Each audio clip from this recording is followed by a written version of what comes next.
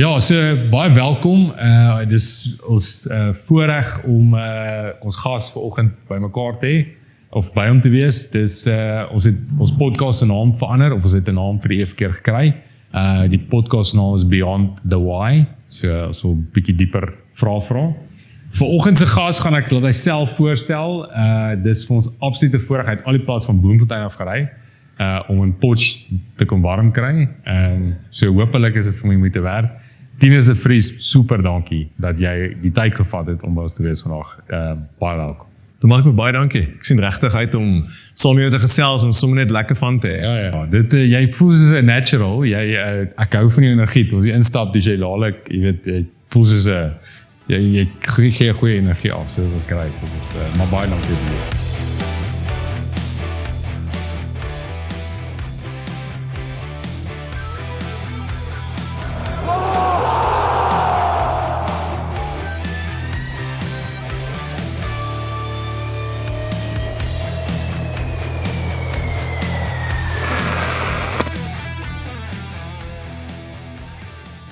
Vat ons bietjie terug, wie is jy, wat doen jy en hoekom doen jy dit?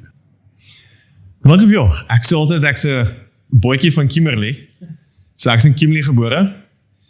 Skool gegaan daar, Delanveld Hoërskool en toe die journey aangepak in Bloemfontein. Koffsies geswat Berek, daarna die STR roete aangepak en CA gedoen.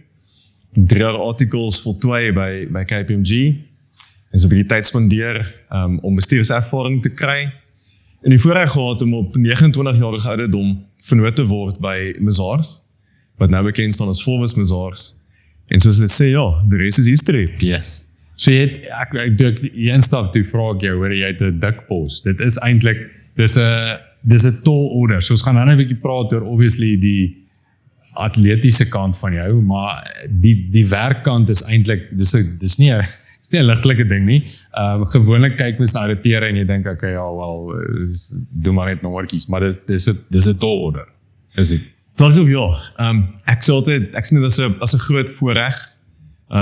Ek dink die daarvan net 'n ouditeur wees soos die gemeenskap wat eintlik ken, is iets van die verlede.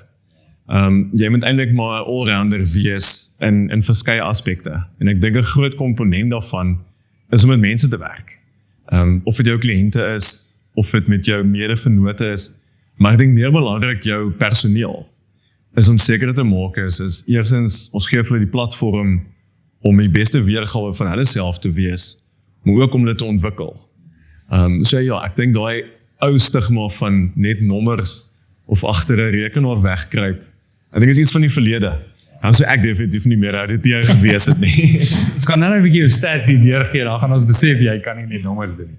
Okay, op skool, Diamantveld, het jy, hoe was jy? Was jy geresigneerde ou, is jy, wat, ons gaan nou praat oor jou dryf nou, maar wat het jy begin met sport? Is dit al van kleins af vir jou ding, of wat? Ja, ek het groot geword in 'n huis wat gebalanseerd is, sport, akademie, kultuur.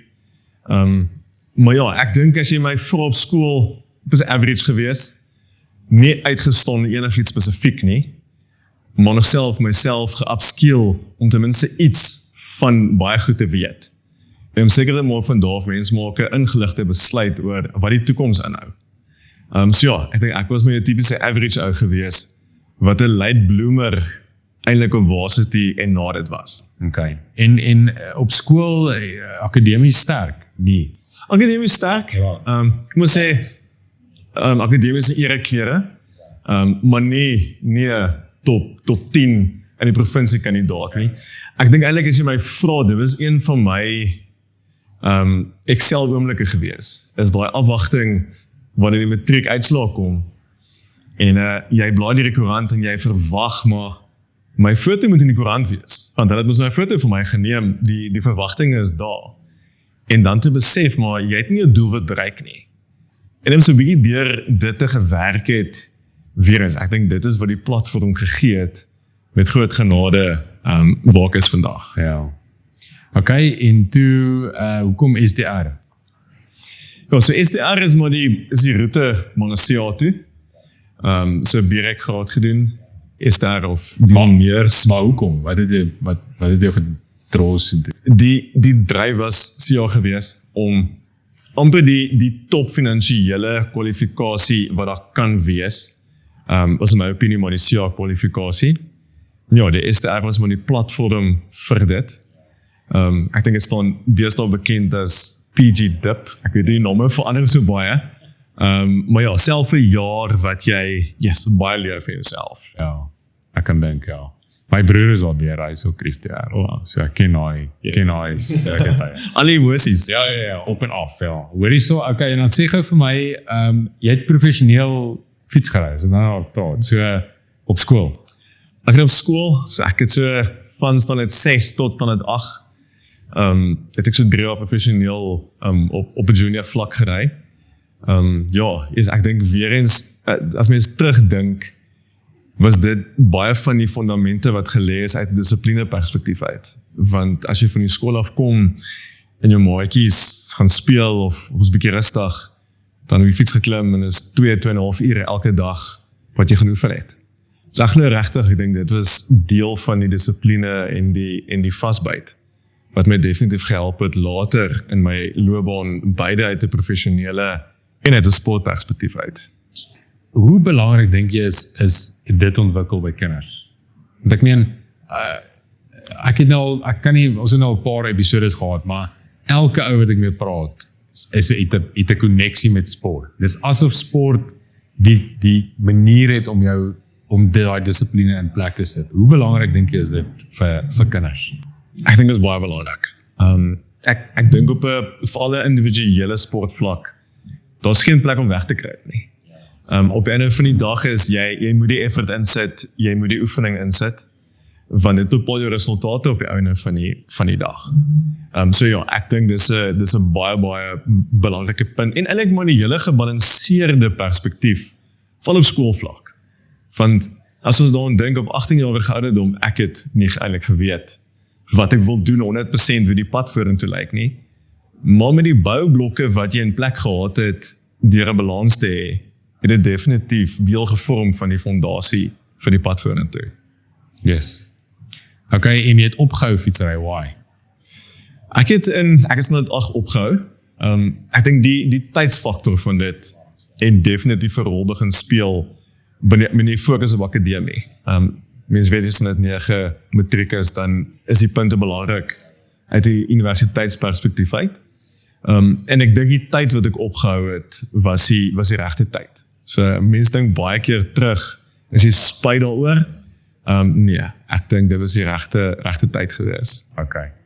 En hoe lyk julle familie opset? Sit jou sissies, boeties? Ek is die enigste kind. Wow. So ek is die enigste kind. Very nice. So.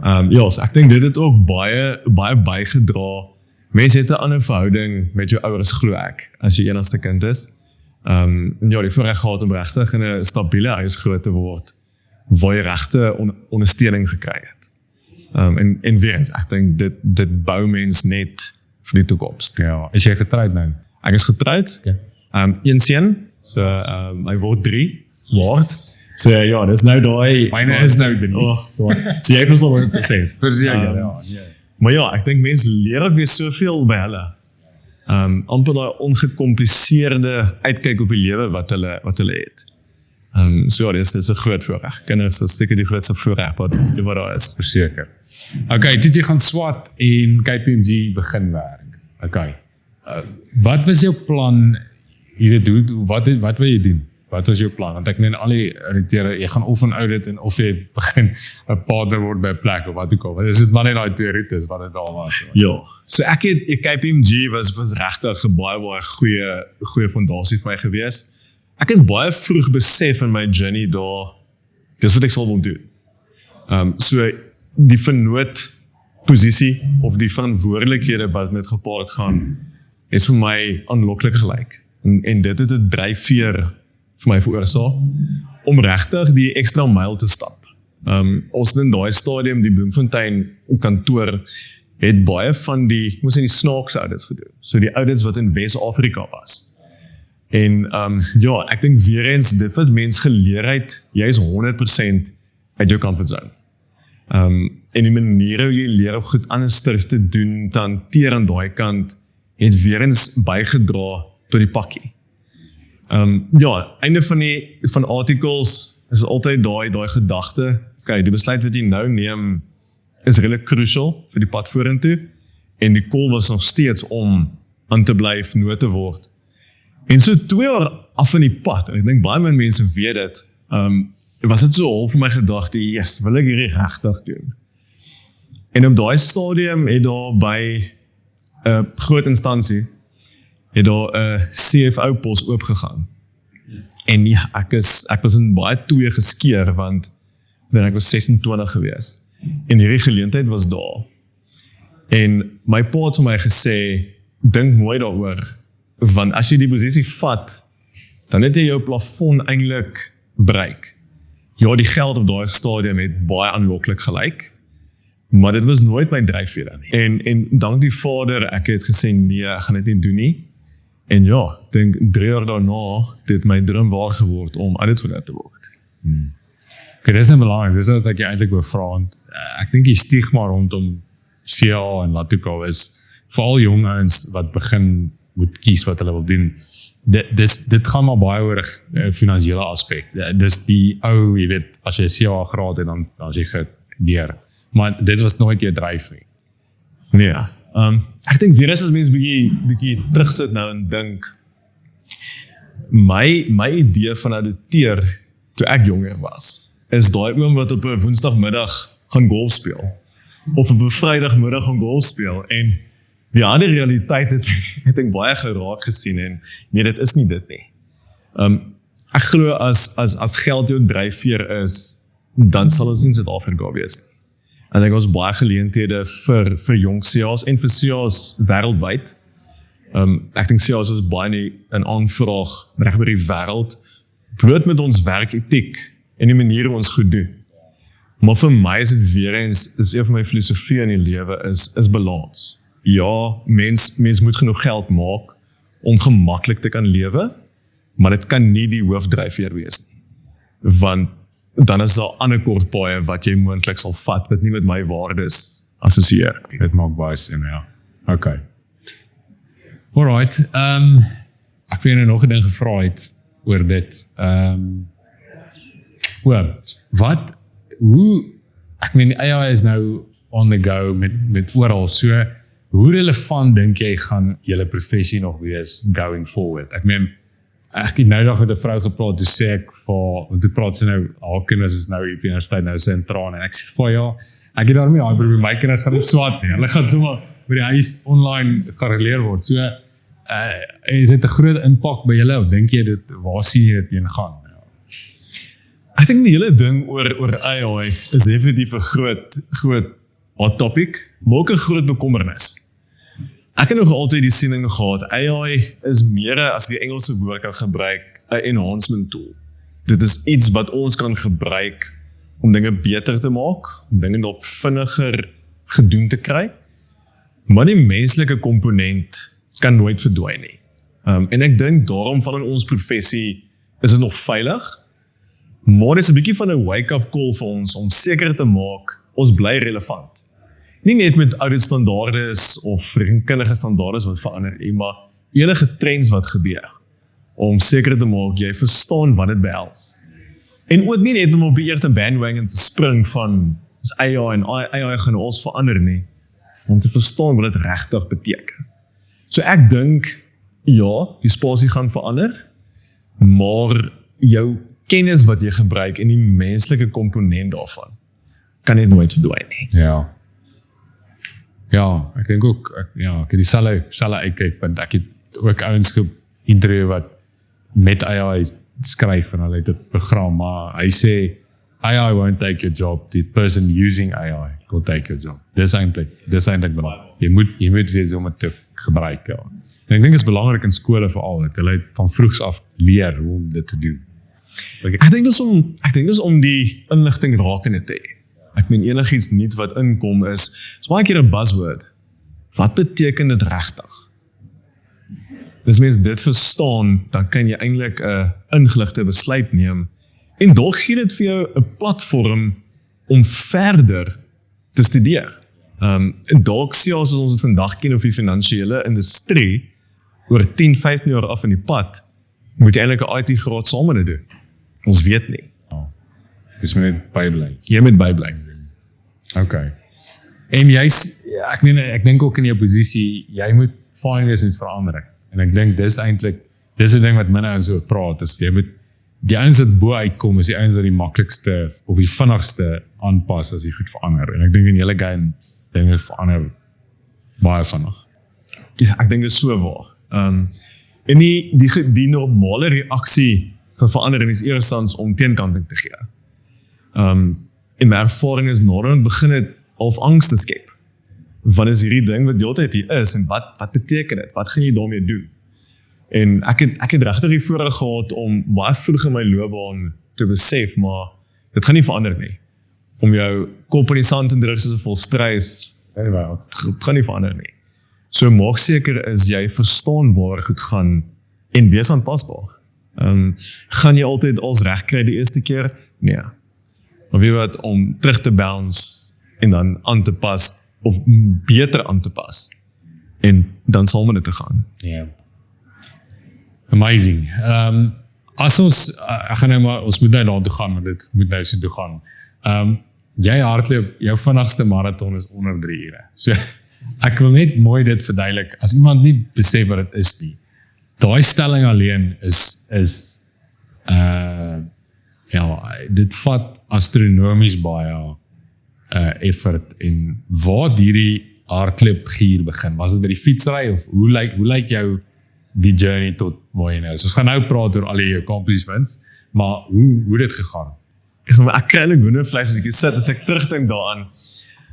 Soos ek het vroeër gesê, ek het groot geword in 'n sporthuis, rugby, cricket, noem dit.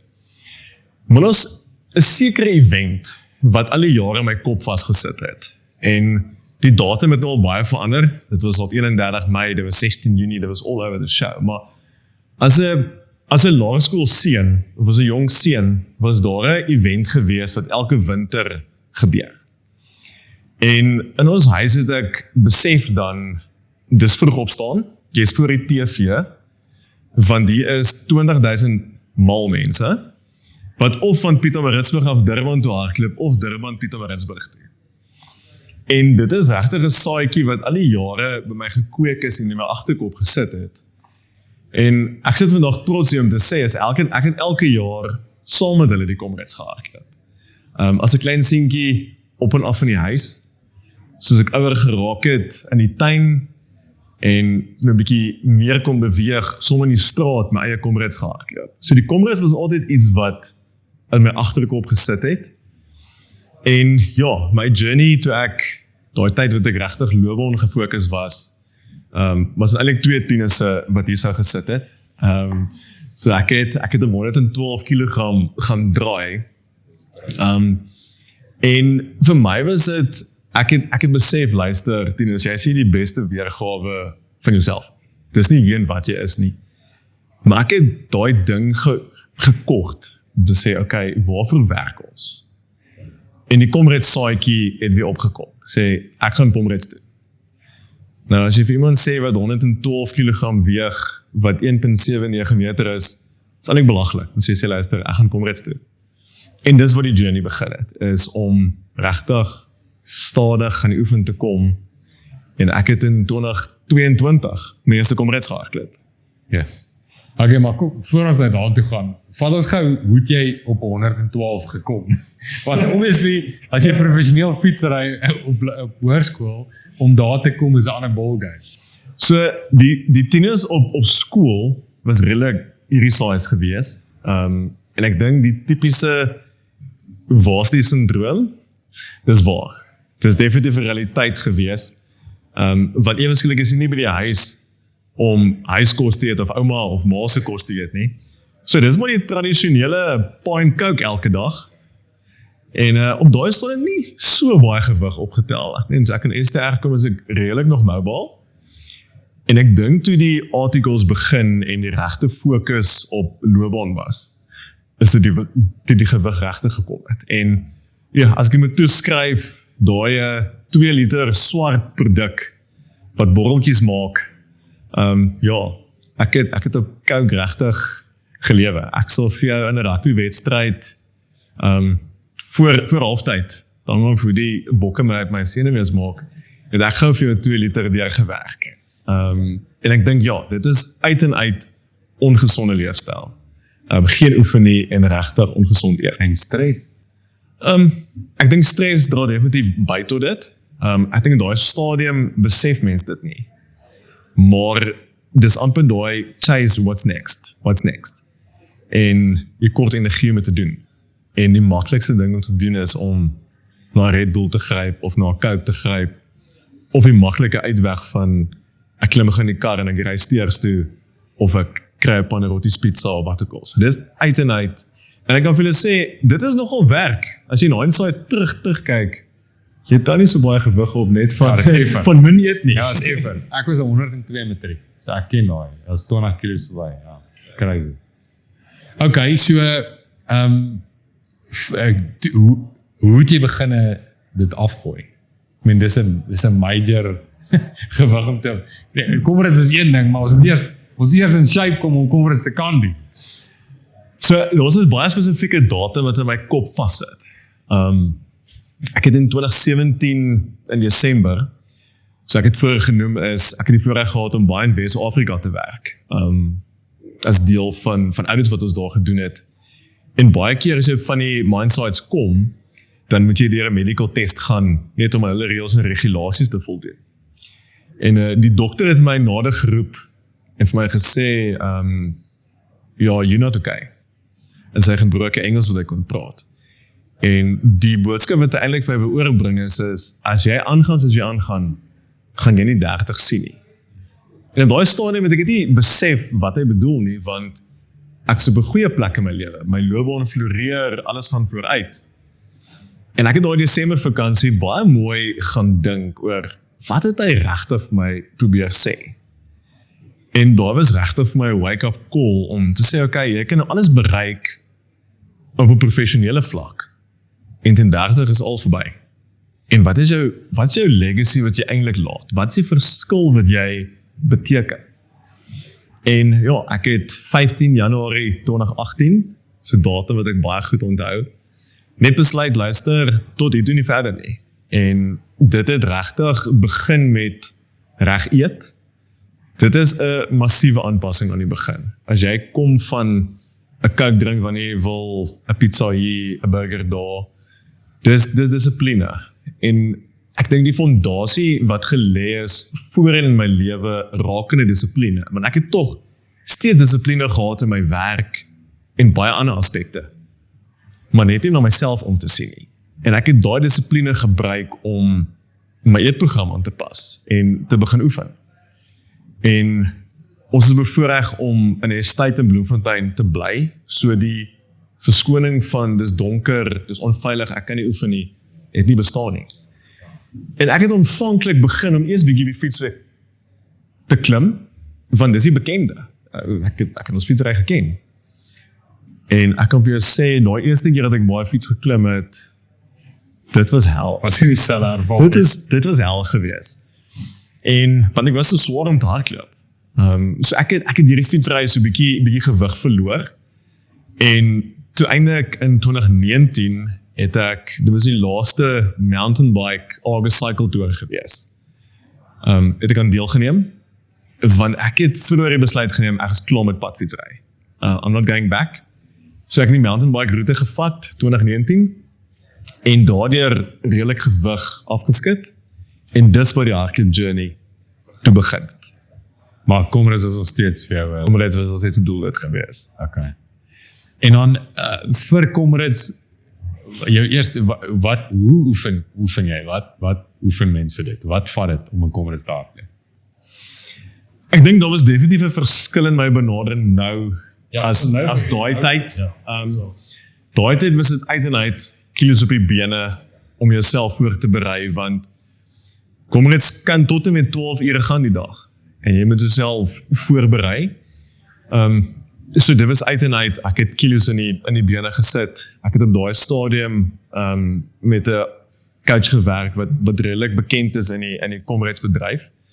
En is uit en uit, kom ons kry kilos, kom ons berei onsself die beste voor om oor die finish line te kom. Maar typies Tina's styl is, ek het 'n doelwit gestel vir die eerste Comrades en ek het nie die doelwit gemaak nie. Okay. Wat was die doelwit en wat het jy gegee? Die doelwit was 'n Bull Rowan, wat 'n sub 9 is.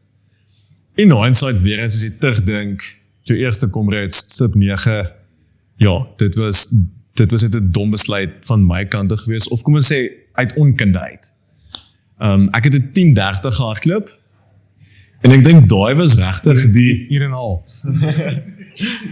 so sê, 'n uur en 'n half lang op jou bene. Skam. En ek dink weer eens dit het my die platform gegee vir wat daarna gevolg het. Okay. Om bietjie die game beter te verstaan. Hoeveel het jy geweg toe jy eers een doen? So rondom 85, as ek reg onthou. So dit was klaar massiewe gewigsverskil gewees. Ja. Okay, en van daar af? Ja, so eerste Comrades gedoen, en van daar was dit gewees, okay, ek het nie my doelwit bereik nie, so I failed. So what's next? En ek het gesê, ek gaan terug Comrades toe. Want op daai stonde was die gedagte gewees, dis Comrades. Dis die hoofreis elke jaar. Ek het die jaar daarna teruggegaan. Ek het die Bull Rowan gehardloop. Die jaar daarna. So dit was een van die min jare wat 'n back-to-back down run was. So die eerste was 'n down run gewees. So wat die down run beteken is ons hardloop van Pietermaritzburg af Durban toe. En 2023 was dit weer 'n down run gewees. 8 ure 53. En ek dink daai was die platform gewees vir wat gelê is. Toe ek het voorheen geweet of gehoor van die 6 majors wat die Big City Marathons is, wat Abbott aanbied. En ja, ek sou die eerste keer Chicago toe gegaan het. Dit was die eerste een gewees en toe kom COVID. En toe het alles basies plat geval. Want dit was al die gedagte gewees om dit as voorbereiding te gebruik vir Comrades. En in 2023 het ek die voorreg gehad om die eerste major te hardloop wat in Berlyn was. En die doelwit was 3:20. Nou, dit is 'n redelike stywe doelwit klaar. Ek het intussen die voorreg gehad om met 'n afrigter te begin werk in George, Maurits Jansen van Rensburg, wat is hy het so groot bydra by my hardloop journey. En hy het regtig my potensiaal unlock, soos die Engelsman sê. So die eerste major in Berlyn, opgewonde, is eintlik 'n onbekende, eerste keer het in die buiteland gaan hardloop, en ek het 3 ure 6 minute gehardloop. En ewe skielik is die saadjie geplant van, okay, sub 3 ure, is moontlik. En die jare na was my eerste Boston gewees, in April 2024, en die doelwit was sub 3, uit die aard van die saak. En nee, ek het nie 'n sub 3 gehardloop in Boston nie. Dit was een van my groot marathon failures gewees. Ek het 'n 3 ure 12 gehardloop. Daar's geen verskonings nie. Ek was nie goed op die dag nie. 2 dae voor die tyd het ons rondgeloop met jasse en missies. So kyk was dit. Ja. En op reisdag was daar 'n golf. En is okay. Ek oefen in Bloemfontein enige tyd van die dag of nag. So die hitte gaan my nie pla nie. En ek het halfpad, dit was 'n data uitputting. En dan besef jy is in Boston, die droom event, en hier gaan het taai. En vir my was dit, jy sal klaarmaak, mocht jy sal wat, jy wil push through. En ek dink dit het regtig vir my die fondasie gelê vir daai jaar se Comrades. Want die Comrades was nie die hoof-event daai jaar. Boston was. En ek het in daai stadium besef dis my laaste Comrades, 2024, want dis die afraan. En ek het besef ek gaan nie, die aanvanklike doel was 10 Comrades. besef ek nee, ek wil eerder fokus op marathonne om my tyd te verbeter. En ja, ek dink daai Boston failure het my net so inspire om hard te gaan vir die Comrades. En ek het die voorreg gehad om 'n silwer te hardloop in 2024 op my eerste afrand. Dat kan jy ook Google, dis ook nie in enige wyse beroep nie. Is crazy. Sê gou vir my die daai 6 marathon series. Hoe werk dit? En wat moet jy dit hardloop? En is daar sekere tye wat jy almal moet doen? Nee, so almal dinge. Ja, so wat dit behels is en ek gaan sê in die volgorde wat ek dit gedoen het. So is Berlyn, Boston, Chicago, Tokyo, Londen, New York. So dis die 6 aanvanklik. Intussen het Sydney bygekom, die 7de een. Kaapstad is 'n kandidaat hierdie jaar om die 8de te word. En dan Shanghai om die 9de te word. Maar vir hierdie stadium is dit net die 6 wat hierdie 6-ster medalje. Ja, ek het dit gesien nou. Ja, baie special. Dit is dit is 'n droom. Sê gou vir my en die hele tyd hierdie getroud die vrou waar was sy in die prentjie? So ek is regtig bevoorreg, my vrou is ook 'n ja. Okay, te verstaan. So ek dink dit help regtig baie. Om eerstens my werksaspek te verstaan. En dan ek het regtig op 'n stadium wat mens ernstig op hierdie hardloop journey is. Ek meen jy sal self weet uit 'n sportperspektief uit. Dit raak amper 'n tweede werk. My mindset is so as ek my kop op iets sit, dan wil ek dit oordentlik doen. En vir my was dit om my beste weergawe elke keer te probeer bereik in enige event. En ek is regtig geseën dat in 'n familie opset verstaan sy dit. En dit help regtig. Ek dink baie keer as mens luister na van jou vriende of jy luister na van die ander atlete, dis maar 'n groot uitdaging.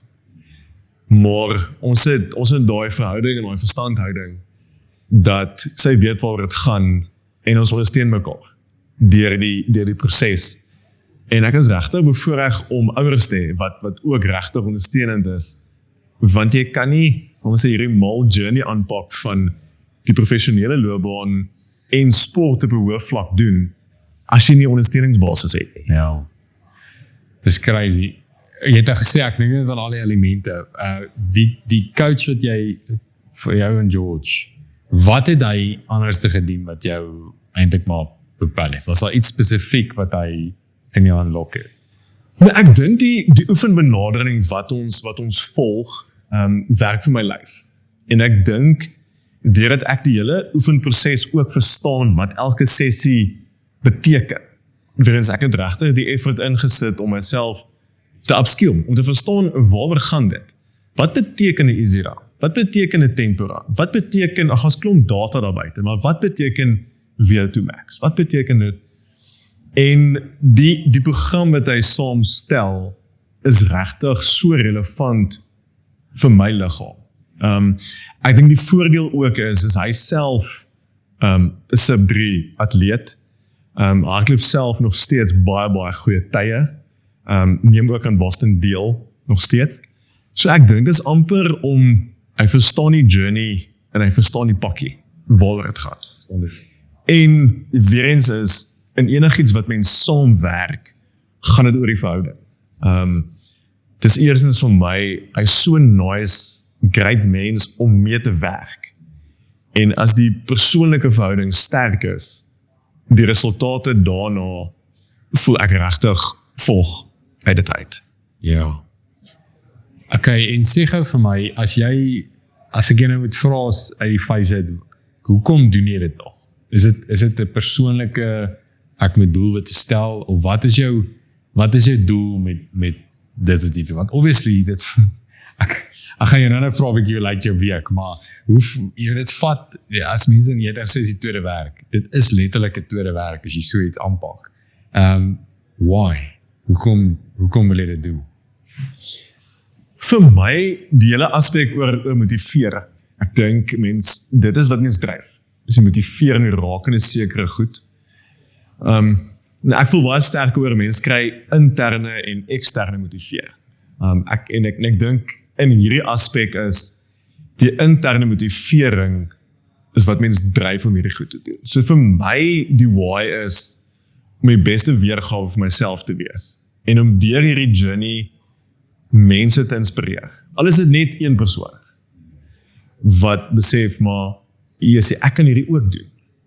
As 'n doodgewone ou van Bloemfontein hierdie transition kan maak, kan ek dit ook doen.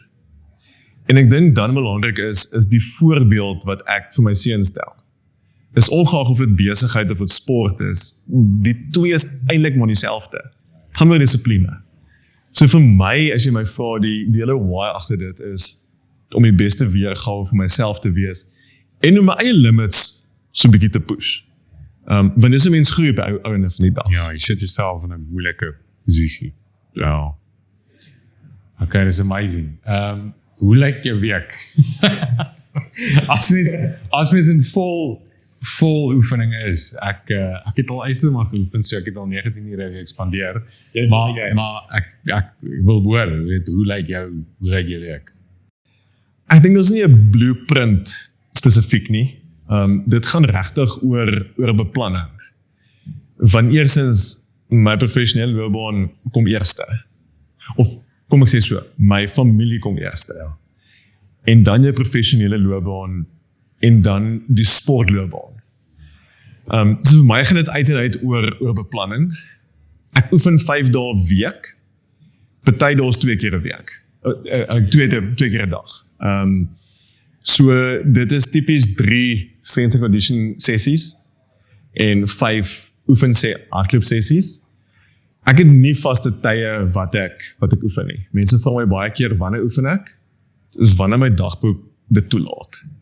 Ek probeer regtig dit flexible hou, maar ek beplan dit 'n week vooruit.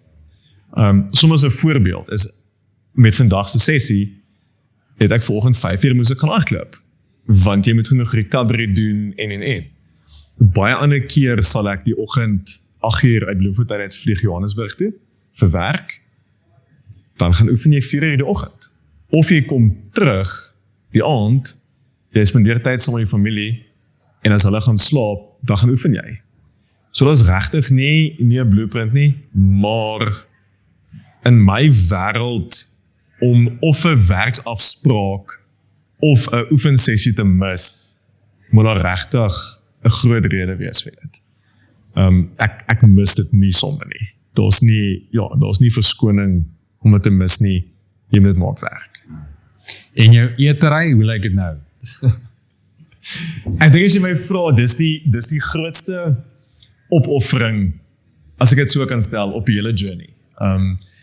Ek dink baie keer terug daar's definitief 'n mental komponent wat nog sit met dit. Want as ek myself in die spieël kyk, sien ek baie keer nog die vetpenis. En dit kan baie keer obsessief wees om nog maarder te wees. En dit is iets wat mens werk. Ek dink dit is iets wat mens nooit eintlik heeltemal oorkom nie, as gevolg van die journey. Maar vir my, ja, die etens weer eens gedisciplineerd, dit moet inpas by oefenprogram. So ja, ek is daai freak wat my etens trek, om presies te weet wat neem ek in, want baie keer as jy flat voel, dan moet jy verstaan, hoekom voel ek flat in 'n oefensessie? Is dit bloot die lyf wat fatigue is, wat normaal is in 'n oefencycle, ek dink jy vir die Ironman situasie ken, of is dit, ek eet nie reg nie. Okay, awesome. En dan, jy obviously doen jy nou hierdie ordentlik, jou oefenery. Wat doen jy, ek meen, jy sou nou te kom vir toetsings, maar jy gaan nou toetsings toe by C-vlak. Hoe in detail gaan jy in hierdie journey in? Is dit baie in detail? Is dit maar jou auditeursbrein wat nou inskop en sê, hoor, ek soek tot by die punt, die antwoord? Ek dink, waar met my hardloop is tans. Dit raak margins. Weer eens is ek mens, en ek herinner myself baie keer daaraan, dit bly 'n hobby. Dit is wat word nie betaal. Ons glad nie met die kos op die tafel sit nie. Maar uit my persoonlikheid uit wat ek iets ordentlik wil doen, ek glo ek het nog nie my volle potensiaal bereik nie. En van daar raak dit margins. Ek het vroeër vir jou gesê dat jy werk 6 maande vir 2 minute. En om dit te illustreer is, ek het 'n 2:48 gehardloop in Londen, verlede jaar April. En dit was in Tokio geweest, 2:48. Ek het gewerk om 2 minute af te haal vir 'n 2:46 in Londen. En van daar 6 maande gewerk om 2 minute af te haal in New York vir 2:44. So dis margins. En ek dink waar ek tans is, het jy net die gewone oefen, gaan jy nie daar kry. Jy moet regtig nou fokus op sekere kernaspekte. En dis waar sekere toetse, glo ek, belangrik raak, om te verstaan wat moet jy alles doen. En weer eens, ek wil iets verstaan, en as ek weet wat die data sê, kan mens dit optimaal gebruik in jou oefening. Veral typies die stereotype daar buite van jy oefen in 'n zone 2 in 'n easy round. Nou zone 2, ek dink die norm buite is 'n 120 to 140 heart rate. Maar wat is my heart rate anders is? Wat is dit in my wêreld as 'n voorbeeld 130 tot 150 toe is? En partykeer as mens daai margins begin chase, dan het jy daai data nodig. Ja, dan kom jy by die punt uit. Okay, yes. Dis interessant. Okay, wat's volgende? Wat wil jy nog doen? So ek gaan terug Boston toe die jaar. So ek hardloop 20 April Boston. Dis die 130ste Boston. So dis regtig 'n groot voorreg om deel van dit te wees. Ja, die doelwit op Boston is om eerstens beter as 3:12 te gaan. So ek het unfinished business met Boston. So ek gaan terug soen toe. Ek wil regtig die sub 3 daar gaan doen. En dan het ek gekwalifiseer vir Berlyn ook later die jaar, wat in September is. En dis uit en uit om ek het 'n doelwit van sub 42. So van hier af is 4 minute. 4 minute klink nie baie nie. 4 minute is baie. So sub 42 is die volgende doelwit. En van daar af stap die klok aan. Ek raak oor 2:40. En dan begin jy in 'n ouderdomskategorie te hardloop. So ek dink dis iets wat ek graag sal wil doen. Ek het reeds vir 2027 se Boston ook gekwalifiseer. So Boston het amper my Comrades droom van 10 Comrades vervang. So solank as wat ek kan kwalifiseer vir Boston, sal ek wel terug gaan sien toe. Okay. Is dit die beste reis om daar? Ek glo so. Ek dink met die geskiedenis wat daar is, dis net iets uitsonderlik. Nie dat die ander 5 van die groot 6 nie so groot is nie. Elkeen is uniek in sy eie reg. Boston is net exceptional. En dan is daar 7 continents en 7 days wat ek eendag sal wil doen. So wat dit behels is, jy hardloop op 7 kontinente, 7 marathone in 7 dae. En dit is, soos ek hier vandag praat, is dit duidelik aan die gang. So hulle begin in Antarktika, toe hulle Kaapstad gehardloop, hulle het Australië gehardloop, en ek weet vandag hardloop hulle in Dubai. So dit is ook iets uniek. En ek dink dan verander mense mindset van om tye te chase, maar regtig daai experience toe. Maar ek dink op hierdie stadium is dit om optimal performance nog uit myself te kry. Ja, just is amazing. Ja, as ek vir jou vra, ek doen dit baie keer dan, wat sal jy wil hê mense moet onthou? Vir my gaan dit oor om 'n verskil te gemaak het in mense se lewens. En dis baie keer 'n algemene stelling wat gemaak word, maar vir my beteken dit regtig om mense te inspireer om die beste weergawe van hulle self te wees. in watse formaat dit ook al is, of dit by die werk is, of dit in sport is eintlik irrelevant, is om net elke dag jou beste te gee. En dit bly 'n keuse. Ek dink baie keer is dit maklik om net te sê, wie wat, ek gaan nie volgende opstaan om te gaan oefen nie, of ja, ek is nie lus om te gaan werk vandag nie. Maar dis eintlik 'n keuse wat mense sê, dis 'n voorreg om te kan gaan werk, dis 'n voorreg om sport te kan doen. En ek sal graag wil hê mense met my positiwiteit en my positiewe uitkyk op die lewe en die hele energie rakende dit wil onthou. It's amazing. Ek het definitief die eerste keer instap toe. Voel ek het? Soos jy kry dit reg. Ek moet vir dit sê. Hoorie Tinus, dankie vir jou tyd. Dit was regtig amazing verhaal en 'n storie. En ek dink jy is besig om dit te doen. Ek dink ek het jou gevang in 'n snaakse tyd van jou lewe waar jy eintlik baie besig is. Ons is nog nie klaar nie. Dit voel of ek nou eers jy begin eers met jou journey, so baie sterkte. Ons volg jou, jy kan dis definitief ons volg jou journey en dankie vir die inspirasie wat jy is en die bereidwilligheid om jou storie te deel en daar uit te sit. Dis regtig, dit beteken baie. Baie dankie. Ja, dankie vir julle ook. Dankie vir die geleentheid. Ek waardeer dit.